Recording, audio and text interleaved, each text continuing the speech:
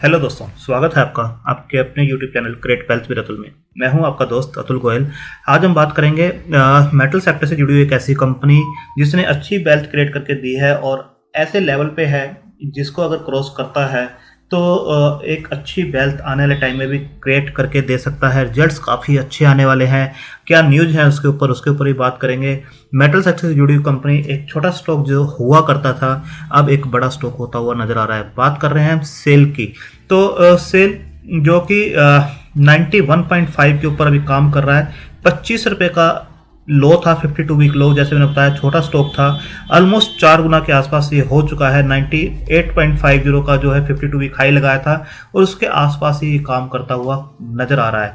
Recent correction जरूर हुई थी इसके अंदर, जैसे आप देख सकते हैं, और हर करेक्शन के ऊपर हमने बताया था कि इसे बाय करके चलना चाहिए। जब ये 90 के लेवल से ऑलमोस्ट जो है गया था 56-57 के लेवल पे, तब भी हमने बताया था कि इसे लेना चाहिए और लेके रखना चाहिए। और अब भी ये एक ऐसे लेवल के ऊपर है जो हम बताएंगे चार्ट के ऊपर कि अगर इसे क्रॉस करता है तो बिल्कुल ये काफ़ी अच्छे रिटर्न्स आने वाले टाइम में भी दे सकता है। इससे भी ज़्यादा रिटर्न्स ये दे सकता है। तो बात करते हैं निफ्टी की। सबसे पहले आप देख सकते हैं निफ्टी में कुछ करेक्शन जरूर आई थी पिछले कुछ टाइम में और उसके बाद कुछ बाउंस बैक जरूर है, बट 14,840 से नीचे अभी भी ये चल रहा है, तो एक वीकनेस जरूर है। 14,840 के ऊपर अगर 3 दिन की क्लोजिंग इसकी आती है तब एक स्ट्रॉन्ग मोमेंटम इसके अंदर गेन बनता हुआ नजर आ सकता है, बट उससे नीचे अभी थोड़ी सी वीकनेस रह सकती है। टाइम फेज वाइज जो करेक्शन है वो हो सकती है इसके अंदर, बट काफ़ी डीप करेक्शन नहीं हम कह सकते कि इस बार होगी जैसे पहले हुई थी, क्योंकि लॉकडाउन्स नहीं लगेंगे ऐसा माना जा रहा है, क्योंकि इकोनॉमी पे काफ़ी बुरा इफेक्ट उसका पहले भी आया था और अब भी आया है, जो कि जितनी भी स्टेट गवर्नमेंट्स हैं उनका ये सबका मानना है। तो अगर लॉकडाउन नहीं लगते हैं तो इतनी डीप करेक्शन नहीं होगी। और इसके बाद देखेंगे जो मैंने बताया प्राइस 91.50 के आसपास ये बंद हुआ है 8% के इंक्रीज के साथ 6.80 रुपये ये बढ़कर। तो इसके बाद देखेंगे अभी रिजल्ट्स की डेट इन्होंने अनाउंस नहीं किए हैं, बोर्ड मीटिंग अनाउंस नहीं की है, बट ये जो है जब भी रिजल्ट्स आते हैं इसके काफ़ी अच्छे रिजल्ट्स आ सकते हैं। रिजल्ट्स की डेट अभी अनाउंस नहीं की गई है। इसके बाद देखेंगे 37,464 का मार्केट कैप है, मिड कैप कंपनी है। ROC 8.43 है, ये और भी इंप्रूव होती हुई नजर आएगी। ROE 6.43 की है, ये दोनों ही रेशो आपको इंप्रूव होती हुई नजर आएंगी। डेट 47,454 का है। डेट के ऊपर भी हम बात करेंगे किस टाइप से मैनेजमेंट का फोकस है। डेट टू इक्विटी रेशो 1.17 का निकल कर आता है। 98.4 का बुक वैल्यू है। पहले भी हमने बताया था ये स्टॉक जो है इसके आसपास आपको जाते हुए नजर आएगा, जब ये 50 पे था और उससे पहले 32 के आसपास भी ये जब काम कर रहा था, तो बुक वैल्यू के आसपास ये जाते हुए नजर आ रहा है। 90.7 के आसपास अभी है और 8% के आसपास अपनी बुक वैल्यू से नीचे काम कर रहा है। फर्स्ट वैल्यू देखेंगे तो 10 की है। डिविडेंड यील्ड 1.10 के आसपास की है। 52 वीक हाई लो जैसे मैंने बताया 98.5 और 25.4 के हैं। इसके बाद अगर देखेंगे इंडस्ट्री पी 30.2 की है, जबकि स्टॉक की पी सिर्फ और सिर्फ 10.2 की है। आप देख सकते हैं 1/3 के ऊपर ये काम करता हुआ नजर आ रहा है। जो इसके अंदर नेगेटिव एक चीज नजर आ रही है वो है डेट। डेट के ऊपर हम बात करेंगे मैनेजमेंट का कैसा फोकस है। इसके बाद अगर देखेंगे 50 DMA और 200 DMA दोनों से स्टॉक ऊपर काम करता हुआ नजर आ रहा है और एक अच्छे मोमेंटम में है और एक अच्छा वेल्थ क्रिएट करके यहाँ से भी ये दे सकता है। इसके बाद अगर देखें क्वार्टरली रिजल्ट्स जो हैं, पिछले 2 क्वार्टर के रिजल्ट्स काफ़ी अच्छे इन्होंने दिए थे और आने वाले रिजल्ट्स कैसे हो सकते हैं उसके ऊपर हम बात करेंगे। इनकी जो सेल्स डाटा निकल कर आया है वो किस टाइप का है और क्या इंडिकेट कर रहा है मार्च के रिजल्ट्स की तरफ, उसके ऊपर हम बात करेंगे। इसके बाद देखेंगे प्रमोटर की होल्डिंग जो है 75% के आसपास है FIA की। ये जरूर जब मार्च की डिक्लेयर करेंगे ये आपको और क्लैरिटी इसके अंदर आएगी, बट पब्लिक के पास होल्डिंग देखेंगे 7.86 के आसपास की सिर्फ और सिर्फ 7.86 की है, जो कि काफ़ी कम है रिटेलर्स के पास। तो इसके बाद अगर हम देखें merger of BSP Visakhapatnam steel plant का with SAIL plant can create a global climate. तो आप इसे देख सकते हैं the merger of the unit under a roof the SAIL will make a steel plant into a huge steel क्लोनेटर with a production capacity of about 30 MPTA. With all steel plants being in the expansion mode, the total production can go up to 50 MPTA by 2030. आज से 10 साल के बाद इसकी जो total production capacity होगी 50 MPTA हो जाएगी, and this would make the steel among the biggest in the world. आप देख सकते हैं it would even cross the POSCO capacity of 40 MTPA। तो काफ़ी अच्छे जो है उसके अंदर है ये एक्सपेंशन प्लान्स जो है। अगर मर्जर्स होते हैं और एक रूफ के अंदर ये आती है पूरी की पूरी स्टील कैपेसिटी, तो 30 MTPA हो जाएगी, और जो एक्सपेंशन है उसको मिला लें तो 50, और वर्ल्ड के अंदर सबसे ज़्यादा हो जाएगी, और ये पॉस्को भी क्रॉस कर सकता है। तो आप देख सकते हैं फंडामेंटल्स कैसे हैं इसके। इसके बाद देखेंगे for SAIL good time are ahead. तो यहाँ से भी अच्छा टाइम आगे बताया जा रहा है, क्योंकि मेटल जो है काफ़ी अच्छा यहाँ से चलता हुआ नज़र आएगा। अभी साइकिल जो है स्टार्ट हुई है, और इसके बाद और भी अच्छे ये रिटर्न्स दे सकता है। आप क्लियरली देख सकते हैं चेयरपर्सन का कहना है, क्योंकि उनको ग्रोथ आगे नज़र आ रही है। For SAIL good times are ahead. इसके बाद अगर आप देखेंगे uptick in steel demand and prices to continue. SAIL chairman, ये 7 अप्रैल का आप देख सकते हैं, सेल चेयरमैन का कहना है uptick in steel demand and prices to continue. तो इसके बाद अगर आप देखेंगे इसको गुड टाइम्स आर अहेड, जो आप कोरिलेट करेंगे इस दोनों को, तो आपको क्लियर दिखाई देगा कि यहाँ से भी स्टॉक ऊपर जाता हुआ नजर आ सकता है।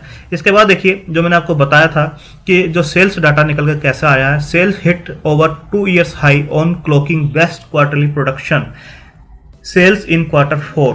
तो आपको क्लियरली ये चीज़ें नज़र आ रही हैं। SAIL's clocks best ever quarterly results sales of 4.27 MT। तो आप यहाँ पे देख सकते हैं बेस्ट एवर क्वार्टरली सेल्स है। ये बेस्ट एवर क्वार्टरली सेल्स का मतलब है अभी तक का सबसे बढ़िया क्वार्टर की जो सेल्स इस क्वार्टर में गई है। तो जो रिजल्ट्स हैं आप देख सकते हैं किस टाइप के रिजल्ट्स ये दे सकते हैं, और जब रिजल्ट्स अच्छे आते हैं तो स्टॉक जो है नीचे के लेवल पे रुकता नहीं है, वो काफ़ी ऊपर जाता हुआ नजर आता है। इसके बाद अगर आप देखें, जैसे डेट मैंने बताया था एक मेजर कंसर्न है, तो मैनेजमेंट का फोकस है। We have cut 7,000 crore of debt since April 2020 से सोमामंडल चेयरमैन। तो इन्होंने डेट काफ़ी रिड्यूस की है, और इनका फोकस है डेट को और भी ज़्यादा रिड्यूस करने का। अगर आप इसे पूरा यहाँ पर देखें तो इनका क्लियरली कहना है the company plans to bring it down further in the current quarter and next financial year. तो यहाँ से और भी जो है डेट रिड्यूस होती हुई नजर आएगी। और आपको पता है जब किसी भी कंपनी की डेट रिड्यूस होती है तो जो इंटरेस्ट बर्डन है वो काफ़ी कम होती है। इंटरेस्ट बर्डन कम होने से जो क्वार्टर के जो प्रॉफिट्स हैं वो इंक्रीज होते हुए नजर आएंगे, क्योंकि इंटरेस्ट जो कंपनी बचाती है वो कहीं ना कहीं आपको जो इसके रिजल्ट्स हैं उसके अंदर ऐड होते हुए, नेट प्रॉफिट्स में ऐड होते हुए दिखाई देंगे, और फ्री कैश फ्लो ज़्यादा बढ़ता हुआ दिखाई देगा। इसके बाद आप देखेंगे SAIL will have a focus on capacity expansion and use of new technologies.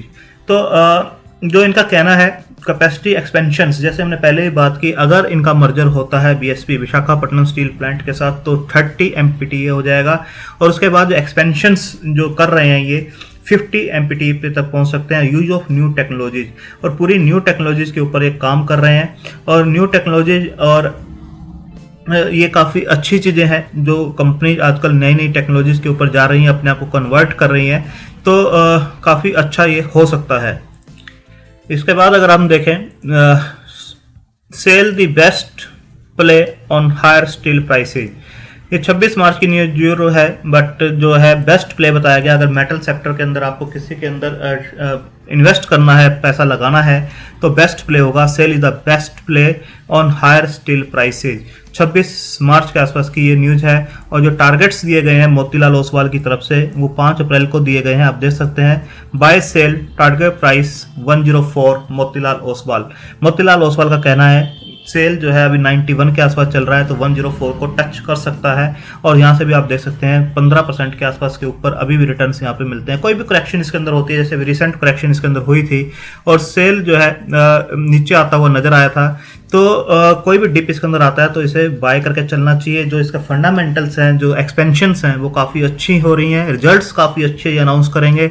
कोई भी डिप मार्केट के अंदर आता है, लॉकडाउन की वजह से आता है, कोविड की वजह से आता है, निफ्टी में करेक्शन होती है, मेटल सेक्टर में करेक्शन होती है, किसी भी टाइप की कोई करेक्शन है, अगर ये आपको 80 78 के आसपास मिलता है तो बिल्कुल इसके अंदर बनना चाहिए और पेशेंस रखनी चाहिए। ये 100 को क्रॉस करेगा, और 100 को क्रॉस करेगा तो अभी मैं आपको चार्ट के ऊपर दिखाऊंगा किस टाइप के इसके जो ब्रेकआउट है वो दे सकता है।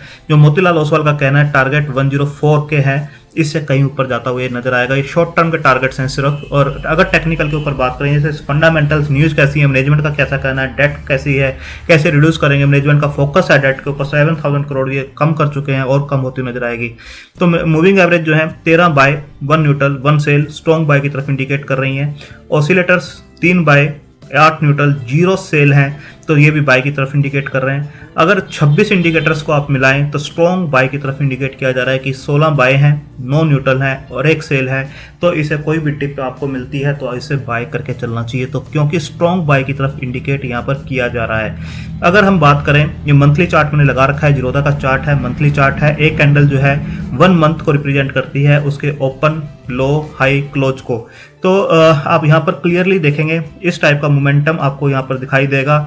और अगर ये इस प्राइस से ऊपर निकलता है, जो कि बनता है 101.5 का, तो आप देखेंगे इस लेवल के आसपास जो था 2013 में 101 रुपये 75 पैसे के आसपास ये काम कर रहा था। स्टॉक नीचे आता है 37-38 के आसपास, अगेन जो है इसी लेवल के आसपास आता है। आप देख सकते हैं 100.8 101 के आसपास, 112-13 तक भी जाता है, बट क्लोज उससे नीचे होता है मंथली चार्ट पे।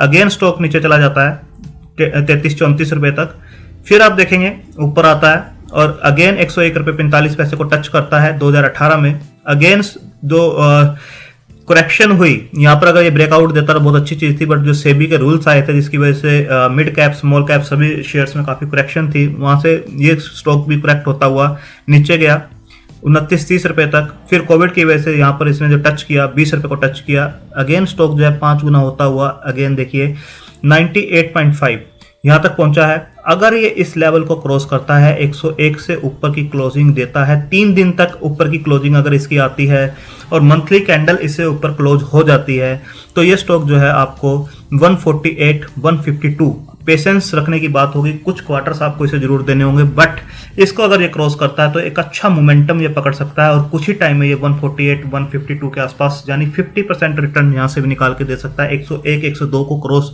कर लेता है और उससे ऊपर की क्लोजिंग देता है, तो आप अपने फाइनेंशियल एडवाइजर से डिस्कस करके अपनी होल्डिंग कैपेसिटी और रिस्क टेकिंग कैपेसिटी के हिसाब से इसे कंसिडर कर सकते हैं। बाय ऑन डिप की पॉलिसी रहेगी। कुछ जो है इसने अभी भी आपको यहाँ पर नीचे के लेवल दिखाए थे, आप देख सकते हैं 83, 84 तक ये अभी करेक्ट हुआ था। तो बिल्कुल अगर ये आपको 80 के आसपास कहीं पर भी मिलता है तो बिल्कुल इसे बाय करना चाहिए, पोर्टफोलियो में जगह देनी चाहिए। जैसे मैंने आपको बताया 150, 152 तक ये स्टॉक जा सकता है अगर 101 के ऊपर की क्लोजिंग आती है तो यहाँ से ऑलमोस्ट आपको डबल के रिटर्न दे सकता है और कुछ ही क्वार्टर में दे सकता है, क्योंकि मेटल सेक्टर अच्छा चलने वाला है। थैंक यू, धन्यवाद।